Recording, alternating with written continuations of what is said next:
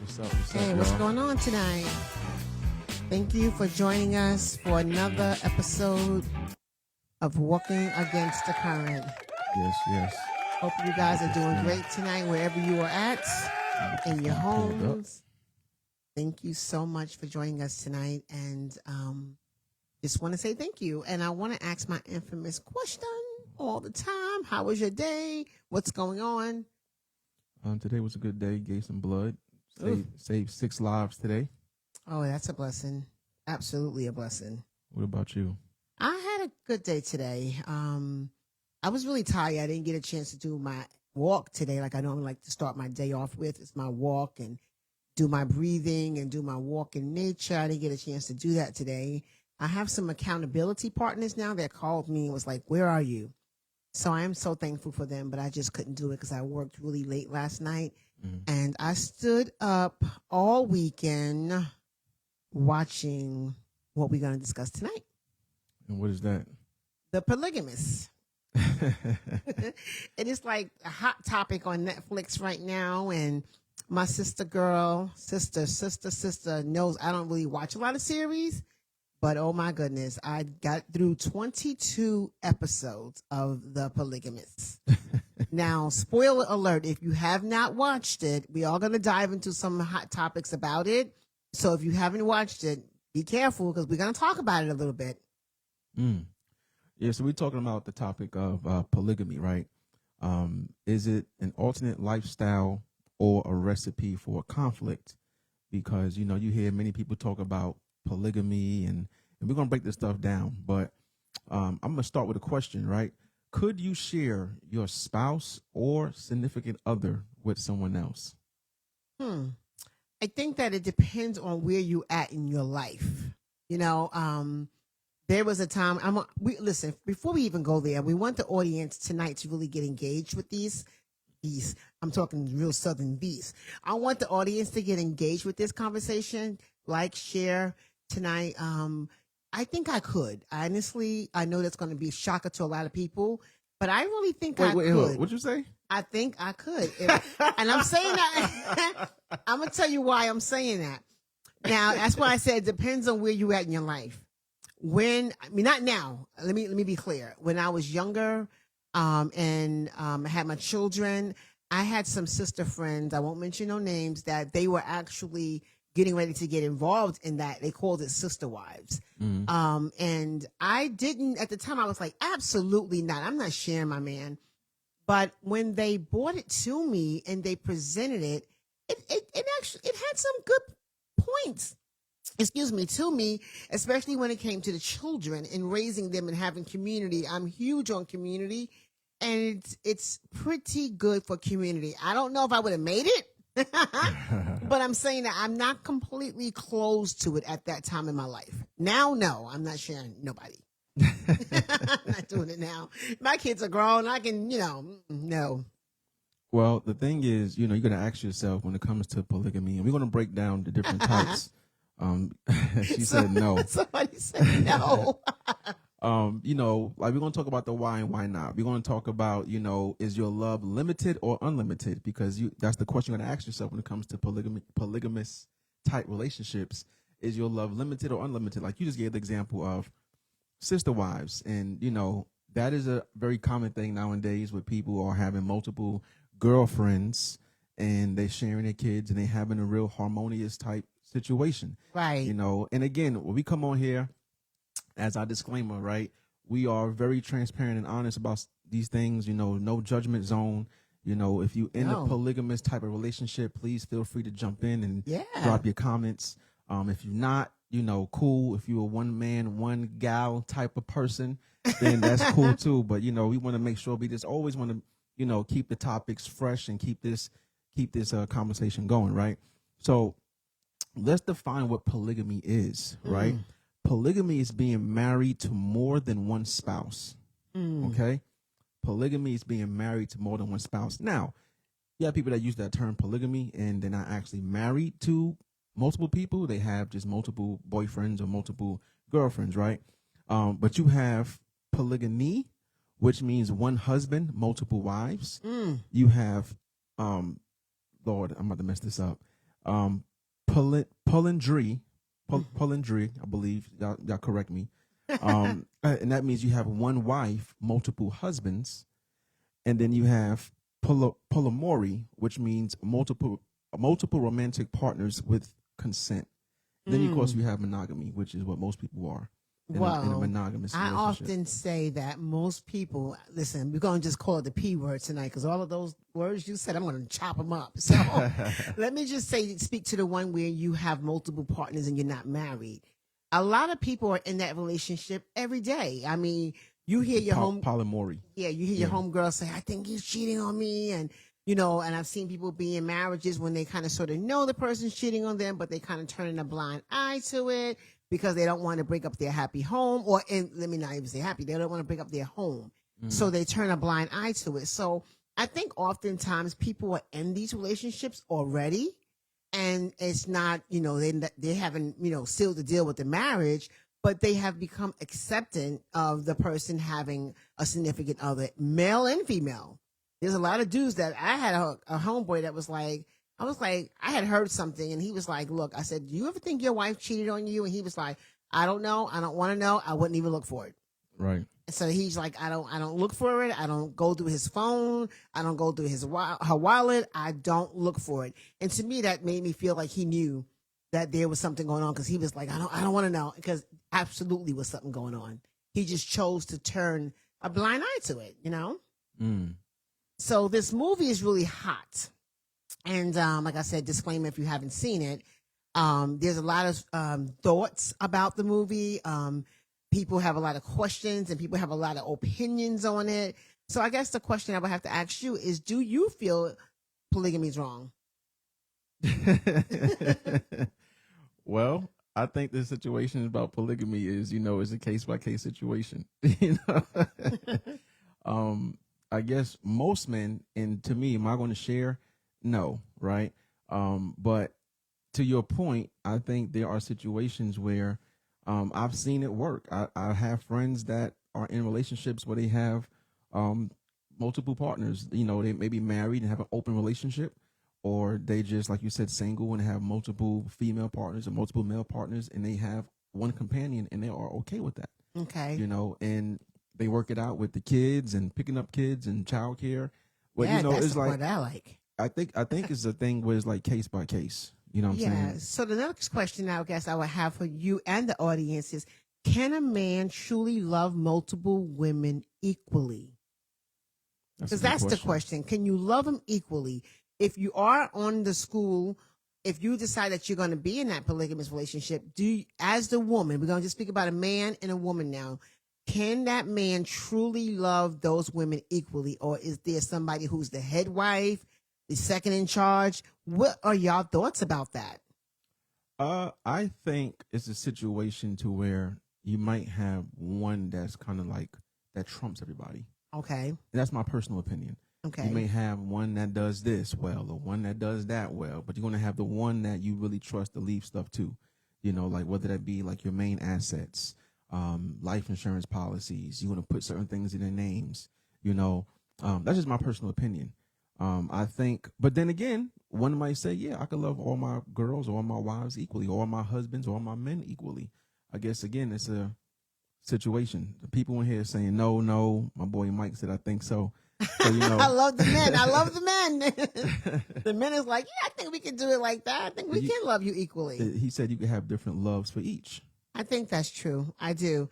I think that I do believe there's, in those kind of relationships, there's one person that is the main one. Like I agree with you. Angie said he will always love one more. Mike said it's just not for my life. It's complicated. It's very complicated. If you saw the series, that man was stressed out because everybody's pulling from you. And I think, I think it has to be a conversation that everyone sits at the table together and decide. But I think as women, because we're such emotional creatures, that it's almost like, yeah, I need my man to myself. You know, I don't want to share him because you get jealous and those emotions kick in.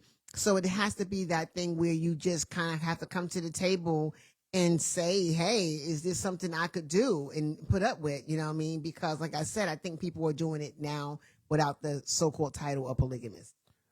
All right, so I got a question for y'all. When it comes to polygamy, right, and all the other P words as I mentioned, is it curiosity, fantasy, or is it something deeper? Right? Is it curiosity? Is it fantasy or something deeper? I think both. I think it's a fantasy for most men that I've spoken to in my lifetime, that they always kind of have this desire to have more than one woman at the same time. It kind of it's an ego thing for men, right? Men have big egos, and it's like, man, I got 3 beautiful women that I can have at any time, and there's no arguing, there's no fussing. And, you know, let's be honest, you got menage a trois, and that's some people's passions and some people's desires and their dreams. It's like, I'm not going to close my eyes until I experience that. A lot of men feel that way. So, and I do think what was the other part? Well, is it curiosity, fantasy, or something deeper? Something deeper could be like, you know, Insecurity. Yeah, insecurity. You know, you Constantly. need more love. You Right. need more attention, more affection. All right, Mike said it's something deeper. Angie said it could be all 3, but definitely something deeper. Right, I think so too. It's like, She said he was the stressor, not the stressed. yes, he stressed those women out. Okay. I think that something deeper would probably be the fact that, like you said, there's something inside that person that needs to be validated all the time. He needs to feel like everybody loves me. Why gotta be he? What about she? Well, earlier I said I was going to talk about the men when it came to that. Okay. So I think Just- and with the women too. I Men mean, matter now. Men matter. all right. Men matter. Men do matter, I guess, you know, Men but matter now. Men matter. I do think that, well, we want to flip it, I think, with women too. A lot of women that are promiscuous and going around sleeping with a lot of people, a lot of times they are broken people that they're just giving their temple away. Yeah. Yeah, or that's just something they like to do. You know what I'm saying? You mean like just, you know, I mean, listen, if I'm going to be sleeping around, I want to be a kept woman. I don't want no time to be giving it away for free. I'm sorry. It's like, okay, if I'm going to be a sister wife and I'm going to be a part of a polygamous relationship, then I need to know. But it's not necessarily just about, you know, some females are very strategic. They are dating guys with money. They're getting a lot out the deal. So though they may be giving their bodies up or, you know, giving sexual favors, I mean, some of them are strategic of who they date. You have to have a certain amount of money. They, you know, they got this new song out. Well, all my scamming, na, na, na, na, you know. So like that's the new summer jam. You know, spin that. So a lot of girls is getting men to spin that, and they don't mind trading their body and trading sexual favors for finances. Right. You know what I'm saying? Hey, I mean, I'm gonna move on from that because I don't want to give my opinion on that too bad. I mean, I'm just telling you what. Yeah, what's I going know. on I in the got world. you. But I'm saying, like, if for me personally, if I was going to be a woman that was just sleeping with multiple people, I would say that I would prefer to be a kept woman. Like, I know that if I'm in this relationship, you're going to take care of me. You're going to pay my bills. You're going to take care of my kids. I would much rather know up front opposed to not getting nothing out the deal. That's what I just said, essentially. Right. Yeah. You know, I need my little position though. I want to be wifey. So here's some common reasons that people like to jump into polygamy, right? You have desire for companionship. Yeah. You know, you have shared responsibilities, like we just talked about. You have religious beliefs, like, you know, in African culture, that's very common. You know, in African culture, financial support, Right. Desire for large families, and then of course that feeling that one partner cannot meet every need. That is a big one. People feel like one person cannot meet every single need, so they desire to have multiple partners. Like some of y'all shared in the comments, that this partner could do this, that partner could do that, and now you feel like you have a combination of all because, you know, maybe one person can't do that thing. Like I've heard females say, well, I like this guy, but he doesn't please me romantically. Right. But I like him. We Right. have fun. I love his energy, but he doesn't satisfy me sexually, right? Right. So it's like now she's lacking or he's lacking in that area. You know, I Right. heard a guy say, well, my wife don't do this to me that I like in the bedroom. She does everything else, but she don't do this one particular thing. Right. So now you got guys who's out there seeking that one thing Right. from other females and vice versa. So now it's like, you know, the last part, like I mentioned, that person cannot feed or fill their need. Oh, absolutely. Absolutely. You feel like I can, you know, they used to have that very famous teddy bear that was called Build-A-Bear. I think oftentimes women feel like, I wish I can just build this man. I mean, maybe men feel the same way. If you had a little bit of this, a little bit of that, he got a little bit of that, he got a little bit of this, and then I can build you up and have all of that in one. That's like awesome. So yeah, because you can have different things, the characteristics, and like you said, different needs that somebody can do differently, and you wish you could have all that in one, and you can't, so you wind up having 3. This is good. Okay. Somebody put community, and Mike said, but it would take a lot of confidence to handle sharing with your partner. And brokenness is one. That's true. I just saw a story where a comedian talked about how him and his wife went to like one of those freak offs. Oh. Or his girlfriend. And what do you call those things, man? Somebody help me in the comments. When you go to these parties, like a swingers party. Okay. And he talked about how he allowed his girl to go sleep with another man. Like they wanted to try something new. Right. And he talked about how that particular man, as he said, took his girl through there. Wow. Like he took her through there. And he was like, man, I never heard her scream and just do the things that she's done. And he was like, yo, to this day, and this is an interview, it was on Shannon Sharp show. Okay. He was like, to this day, he was like, yo, it is really, really hard to, I'm laughing at your comments. It is really, really hard now to look at her. He was like, I would never make that mistake again. No. Because he was like, watching my girl get taken through there by another man that was, as they say, bigger, better, stronger, faster. You know, he was like, oh gosh, right. He was like, yo, I can't handle that. Yeah, that's traumatizing right there. You know what I mean? And then some images and sounds are seared in your brain. You can't come back from it. It's like, why did I open up that Pandora's box? Right. So I have a question for you. Can children thrive emotionally when their father's time is divided amongst different women? Do you think the children thrive, or do you think they suffer in those polygamous relationships? I think it's case by case, and y'all also drop in the comments, which I think with that question, I think children can survive in any situation. Children are resilient, right? I think they can survive in any situation. I think it has to have clear communication and be in a situation to where,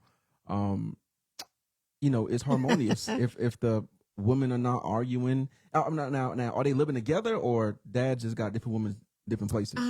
Either or. I think because I think in some relationships typically they all live together, but I think in Africa they sometimes put them in separate houses. Kind of allow them to have this separate quarters or whatever you want. I think they're separate. I think it could work. I think it can confuse them. Okay. Right. It can confuse them if that's something that's not common to what, for them to see that. But I think in any situation, it could work, right? I would never say something can't work per se, but I think it could cause some damage as well. Right. I think sometimes there's certain that we talked about, if that man had a woman that he loved more out than 3 wives or 2 wives or whatever, then those children sometimes are the ones that he seems to kind of draw a closer relationship. In the movie, that seemed to be a big contention with one of the wives and her children or her child. It didn't seem like she was getting her just due with her dad, and as a result of that, she acted out in the worst way because she felt like she was wanting her dad's attention, and she was jealous of her siblings and felt like she wasn't getting the best of him because she was a hidden secret. So I like this. Y'all definitely dropping comments tonight. So a lot of people saying children will suffer. Children will thrive based on the foundation that's set. Mm-hmm. It usually comes out when they are older. Okay, cool. I like that. Now I do have a question for y'all that's chiming in. What do you think attracts people to this lifestyle? Oh, I can definitely tell you. I had a friend of mine that was ill, and she was seeking companionship. She was also seeking community. She was one of these people that just didn't believe in just eating out and stuff like that. She was very wholesome type of woman. I think sometimes people are seeking that sisterhood of, if I'm not feeling well, you can cook me a pot of soup. If I'm not feeling well, you can take care of my children, or, vice versa, or if I can't get my kids to school, my sister will get it done for me. I think some people seek that because it's like, I would much rather know than have this man cheating on me. At least I kind of know what I'm dealing with up front. And he might be a quality guy that can, offer me a certain lifestyle that I'm not getting from all these people that quote are single. He's taken on the responsibility to say, hey, I'm able to financially take care of you, raise the kids in one household. I think there's a lot of different things that come with that people are seeking out. You know, like I'm seeking community. I like that. Now, if everyone involved agrees Right. to polygamy, right? The question: if everyone involved agrees, does that automatically make it healthy? I think so. I think, well, I would say that if everyone agrees, I think some people, when they get on the outside, you know, because in your household, things can work, right? And then when your children get on the outside, it's like, wow, I thought that was healthy. But now that I'm talking to this person and talking to that person, I realized that my father and mother was controlling in this area. So I think it's all relative in what you think it is. You know what I mean? Like when I think when the kids are in it, I think that's their normal. I think when they sometimes come out of it, like my sister said, when they get older, it's almost like this wasn't normal. You know what I mean? I don't want this. So it just depends on the situation. Although some kids grow up and they say it's normal. We are very thankful that we had a wholesome home when I had so many mothers that cared for me, so many mothers that looked after me. I think for them, that was very healthy for them. Kia said they suffer. The other parent isn't always present. That's true. Insecurity, loneliness, community, financial stability. Yes, community, companionship, fulfillment, and emotional stability, and freak life. LOL. No, it depends if they feel loved equally. Yeah, that is so true. Yeah. That is so true. Now, there are many challenges that we didn't talk about, and we kind of highlighted on these challenges, right? I think the biggest one would be jealousy. Right. Like we talked about with the guy. He was jealous. He was like, yo, I would never allow my woman to sleep with another man again. And that's something that they wanted to explore as a couple. Like he did it, and then when she did it, it was like, oh shoot, you know. Right. She really did it, you know. Right. We talked about favoritism. We talked about time management tonight. You know, we talked about the financial strain. We talked about parenting complications. So a lot of you guys hit on a lot of the challenges that people deal with when it comes to a polygamous type relationship. And the biggest thing outside of emotional neglect would be competition. That was very huge in that movie, The Polygamist. It was a lot of competition. And I think that does happen because I don't think they really in their true hearts agreed to the situation. So there was a lot of competition. And I think that is a lot of pressure, especially for women, because men are so visual, right? So just imagine if you was in that situation and you had a couple of kids and now you've gained weight and you got stretch marks and you don't feel as attractive as you used to be. And then, of course, your sister right here, she might have had 5 babies and she looked great. You know what I mean? So I think those would be some of the issues where jealousy would come in when you're looking down, because everybody heals differently from having children and, you know, their bodies respond differently. I think, yeah, you can kind of see where it can cause a problem for people when they're not feeling at their best, and especially if your sister's looking great, you know what I mean? Yeah, so yes, people put jealousy is huge. A lot of them say that time balance didn't work out.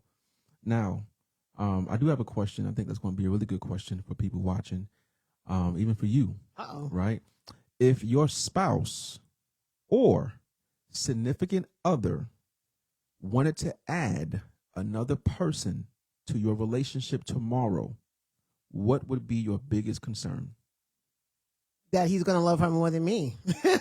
I'm sorry. So I don't know. I don't, like I said, where I'm at today, I wouldn't be able to tolerate it. I'm not even 100% saying I would have been able to tolerate it back when I was younger. I'm just saying I understand the benefits when you are raising children. I like that. Yeah, I just want to jump in. Like, you know, when there were times when, you know, especially after you have a child, you're so weak and you're tired. And I just can imagine when you're not feeling good, all the sister wives taking care of your children for you. That's a benefit, you know? It is a benefit. But no, I would be like, absolutely not. That's a fact. No. Sorry. Mike said, are they paying this high ASS mortgage? I love that. But that's interesting. That's a good point. If your spouse or significant other met a multimillionaire that was willing to take care of you and your spouse or girl or boyfriend, right? Things might be a little different then. Things might be a little different. Yeah. Yeah, I hate to say that, but yeah, things might be a little different. I feel a little more cushion there. All right, let us say boom. Mike said, if they are, I might be okay. Marcus said, no, biggest concern, it creates a pattern of us not being enough for each other, so we always seek more. I like that too. Mm-hmm. I like that too. What you got?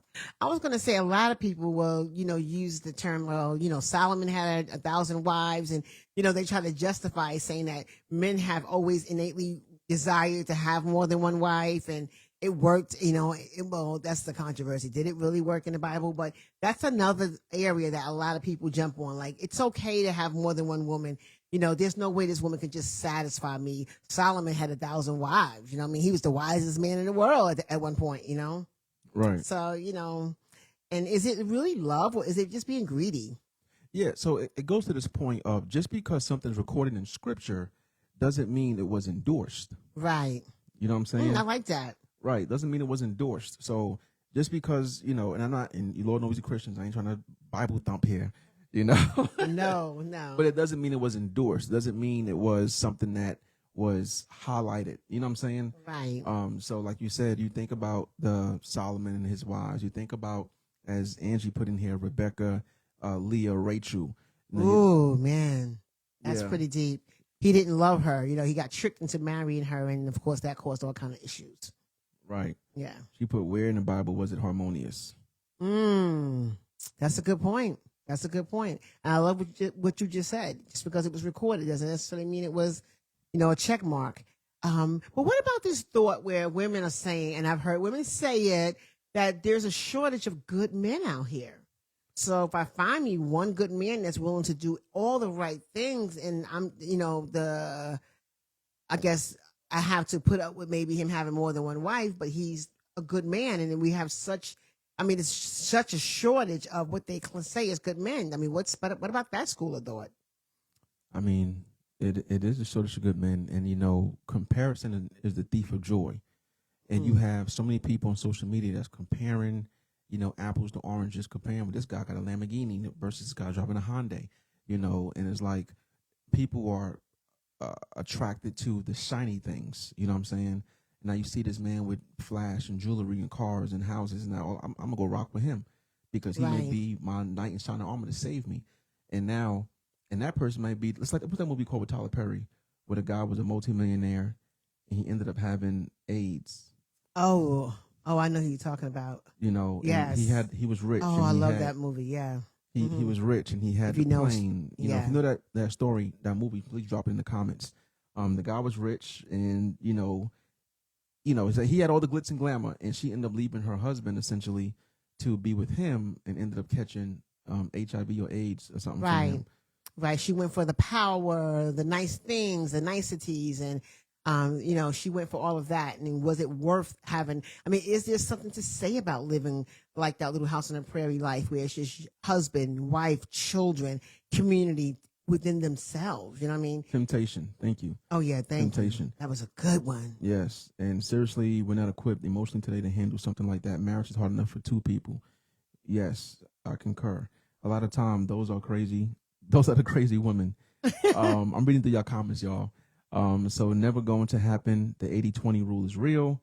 What's the definition of a good man? That is good. That is good. And that is relative, right? Because a good man, somebody could be someone that goes to work, come home, play with the kids, have a modest job, making 40, 50 grand a year. And that's a good man. Charles Ingalls, baby. Right. That's kind of sort of what I would say. A man that works for his family, provides for his family, is, honest and true to his family, and will do anything to make sure they're good. To me, that's a successful marriage. Not just to having all the big houses and this stuff. We know by now that doesn't cut it. Having all the money doesn't cut it. Having the big 5,000 square foot house doesn't guarantee happiness. No, it doesn't. And we talked about that on our men's trip. Happiness is something that you seek. You want to have joy that comes from within. You know what I'm saying?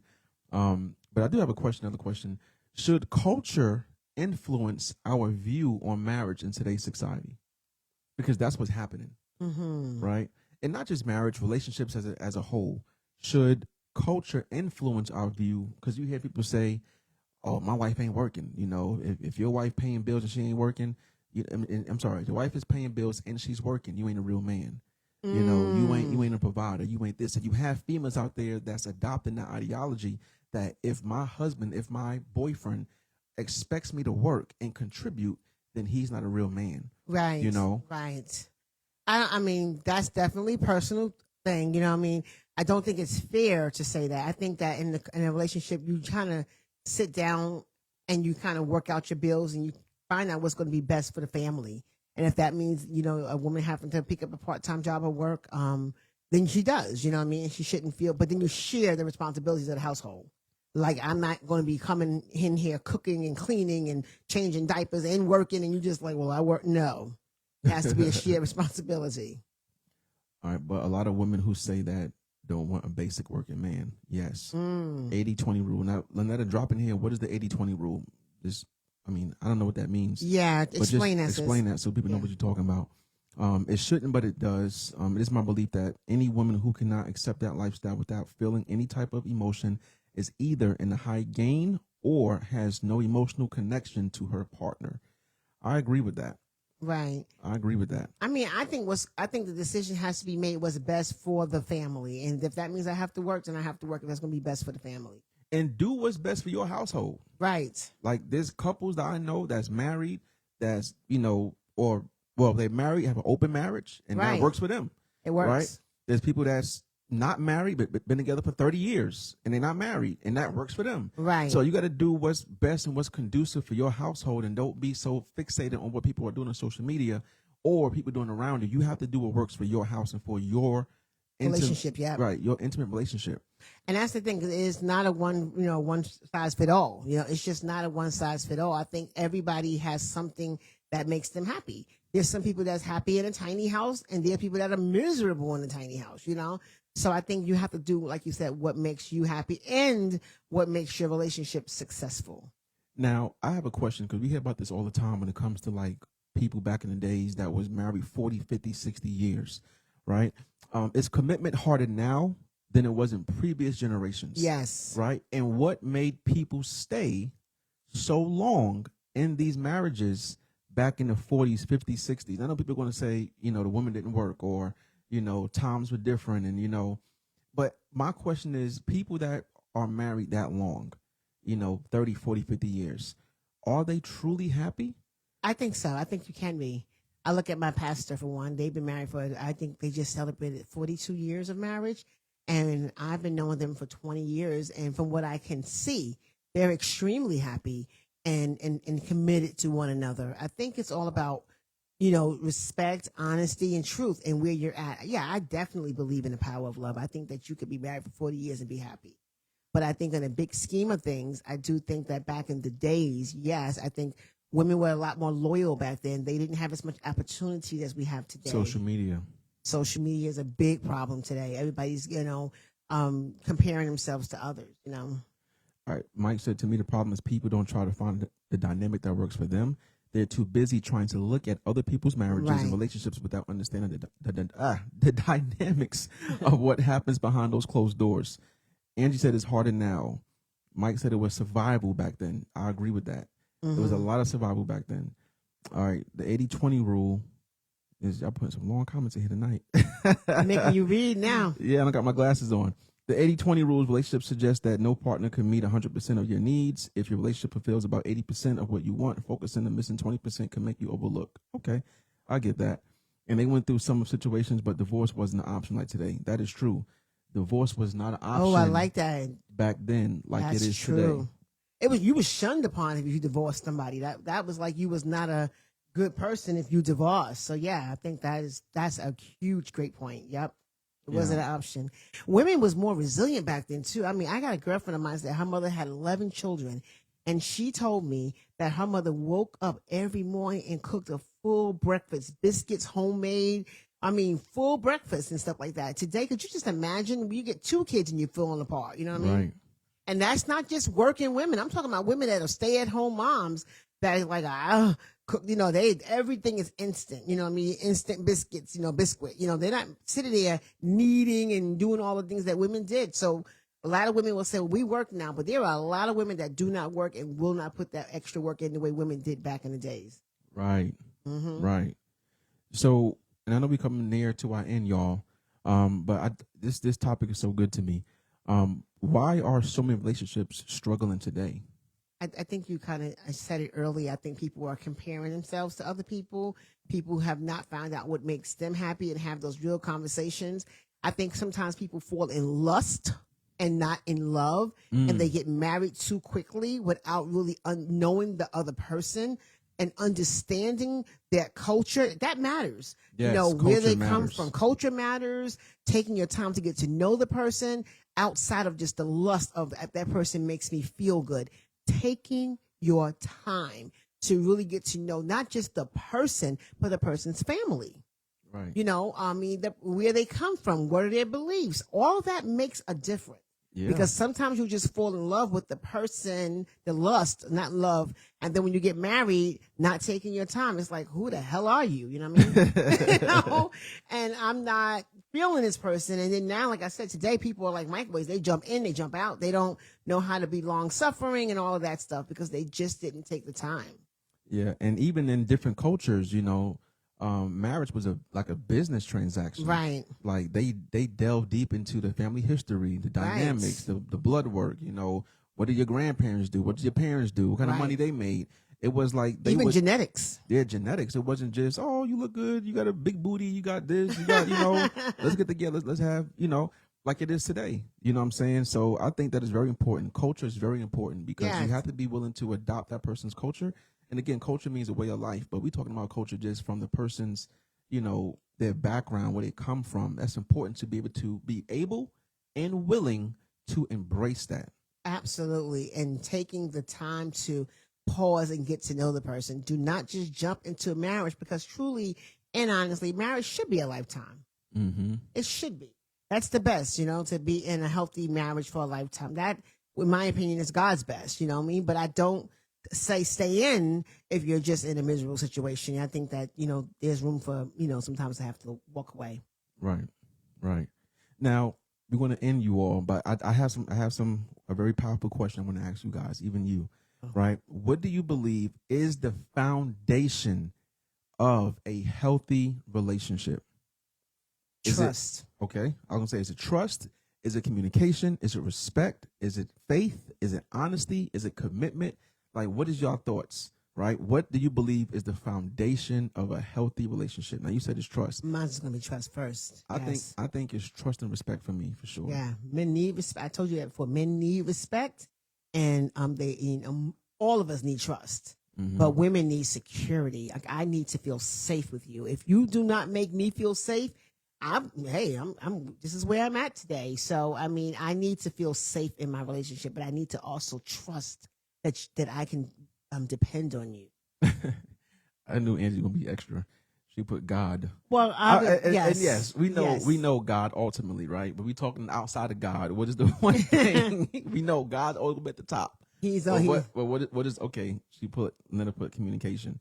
That is really big too. Communication is important. I think everything you said was important, but I think the foundation. Okay, so the foundation is God. Okay, right. My sister said that the foundation is God.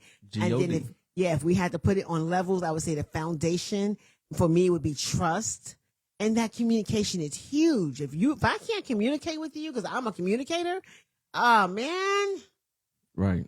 Yeah, that communication I agree is important, and respect. I think you're right. Gotta have respect for me. All right, trust, love, and respect is the root of the relationship, and it grows from there.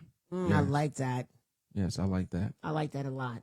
So listen, we hope you guys enjoyed tonight's conversation. In closing, I want to say whether someone agrees with polygamy or not, right? It's not really about that. It's about understanding what makes relationships work, what causes them to fail, and how we could build stronger connection with people that we love. Because ultimately, that's what it's about.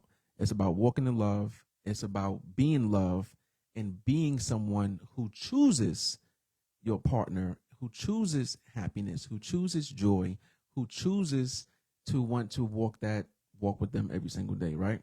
And being that we talked about the movie Polygamous, if you haven't watched it on Netflix, go ahead and watch it, and we can have a discussion about it maybe again. I'm talking to my sisters about it right now. And so it's just so much to say with this topic, but I agree. Like, choose happiness and choose love. Yes. So thank y'all, as always, for watching Walking Against the Current. Guys, yeah, have a good night.